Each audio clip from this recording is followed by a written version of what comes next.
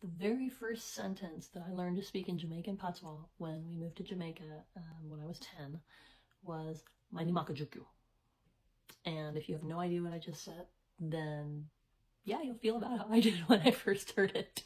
One of the neighbors was expressing to us to be careful not to get stabbed by the thorns.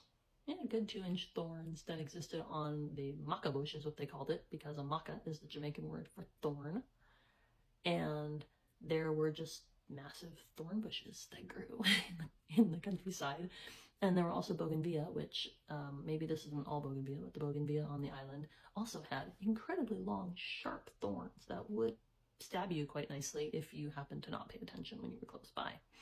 And so the first sentence I learned in Jamaican Patois was "Maini makajuku," which is mind, watch out. You know, like they say in England, mind the gap. Okay, so mind, the maca, which is Patois for thorn, and juk, which is to poke. And so that's what our friend was warning us about. He didn't want us to get poked by the thorns.